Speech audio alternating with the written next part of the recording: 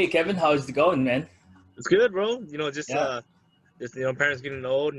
Got to step in and take care of them, and that's just what I got to do. They took care of me when I was a kid, so now I have to take care of them. I have to pay my dues now, so that's pretty much all I've been doing. just working with your parents and stuff. Yeah, You and your dad, or your dad, your mom, and your siblings, or no, just me and my mom, and my dad.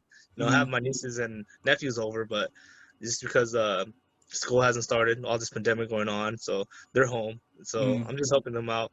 My brother works, so kind of taking care of them as well too. So it gets tough. A lot of yeah, things on my shoulders. So, but it's better me than someone else. So that's how I see it. mm. Uh, well, how you been? It's been good. Not just see how you're doing. You know what I'm saying? It's been a long time ever since high school kind of got out of touch, and it's been a minute. It's Yeah, um, definitely us being a knit group in high school. Everybody just kind of fell apart. But this is how life is. You know what I mean? mm, As we get older, we gotta handle our thing, handle our situation, and you know all we have each other is on social media, but that's either a happy I'm saying happy birthday, or I'm saying how you doing, and it's something very simple, and then that's yeah. it. But Well, that's just what life is. It's yeah. hard to really maintain a lot of relationships when you're just getting older because you kind of run out of time, and Hmm. that's essentially the biggest currency when you grow up is time. Of Yeah. course, money rules the world, but time Yeah. is the most important thing. Without time, you don't have time to work. You don't have time to do things that you want to. You don't have time to take care of your folks and stuff. But a good thing about social media, it does keep a lot of people close, or Oh yeah, it it does. helps us keep in touch, Yeah. and it gives us a glimpse of each other's lives, even though we're not in it That's consistently like true. how we used to be.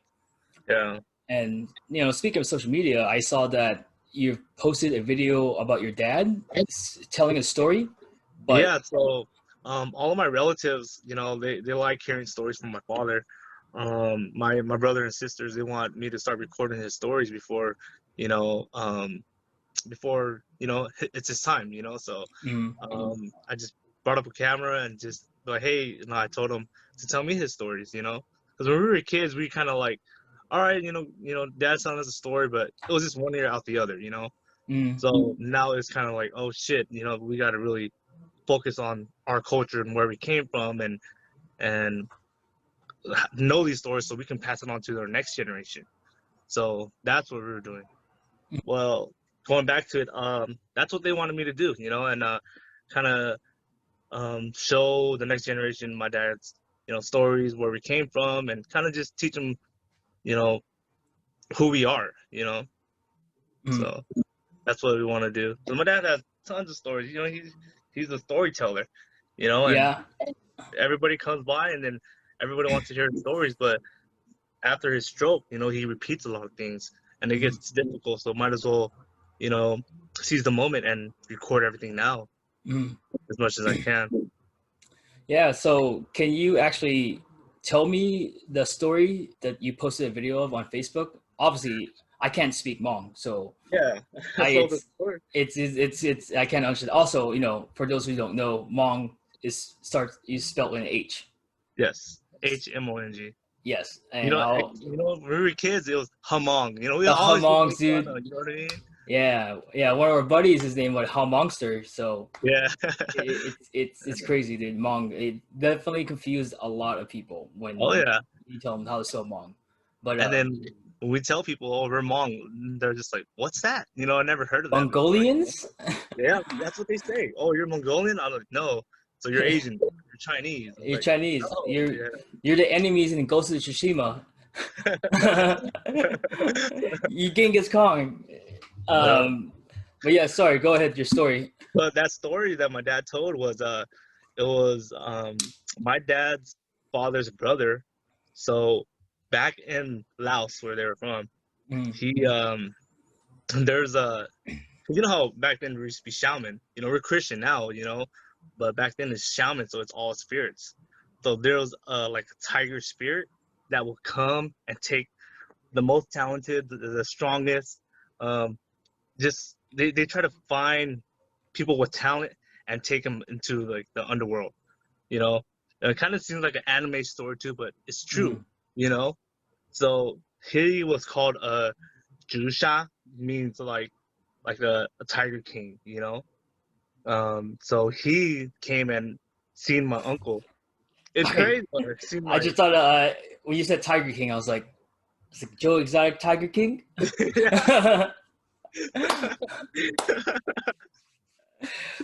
oh shit.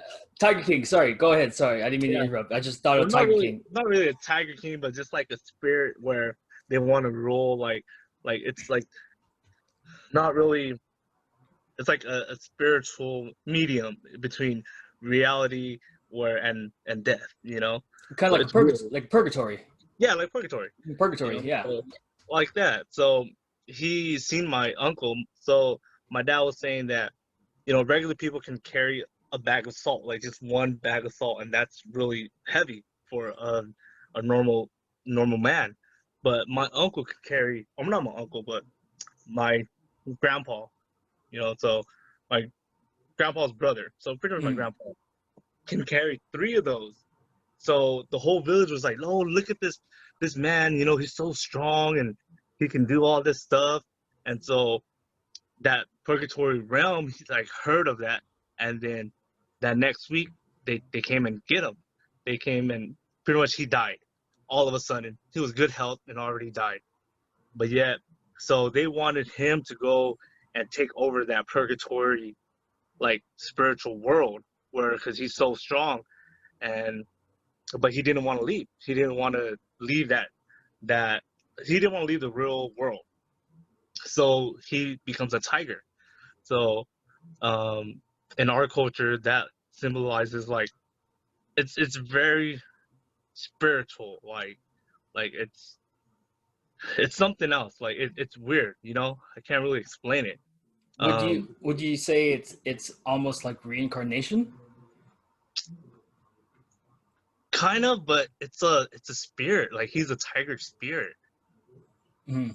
Yeah. So it's not really reincarnation. He just becomes a tiger spirit. So Mm. his wife was very, very beautiful, and then she would always like talk to him, but in like spiritual world. She's like, "Oh, I'm so hungry, and if you can hear me, then please bring me food or bring me good luck or whatever." And then next morning, boom, she opens the door, hella meat, hella like stuff where it's just right here piled all over her front door. So she knows that it's him. So he goes on, and then that's when the war started happening, and then they had to evacuate their village. And so Mm. when they evacuated the village, he was kind of lost. He was just in that spiritual world, but he'll go and attack like a bunch of Thai people, Laos people's, you know, um, like livestock. And so Mm. they caught him. They trapped him. They put a mine, and then he tripped the mine, and he blew up, and he died.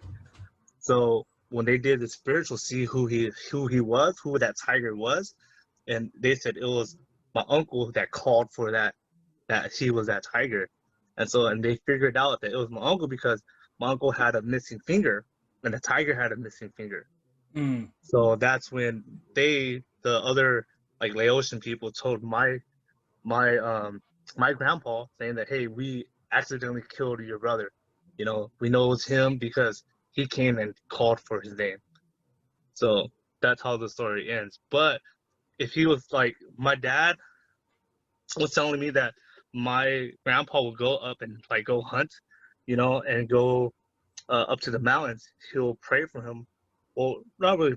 Well, pray for him, I guess, saying that, hey, come protect me, guide me through the night. And then, sure enough, the whole night it'll be quiet. No cricket, no nut, no sound. Super quiet. But the next morning when they wake up, tiger paws all over his campsite, all over, just protecting him throughout the whole night. And my Mm. dad said, till this day, if he was still alive, we can call him when we're out hunting and like out camping and shit. Mm-hmm. So that's his. That was the story of my grandpa. Yeah, it's a story where it says he's always watching over your family, and and that's always good to have. Yeah. Have something to rely on. And just to clarify, you're talking about the Vietnam War, correct?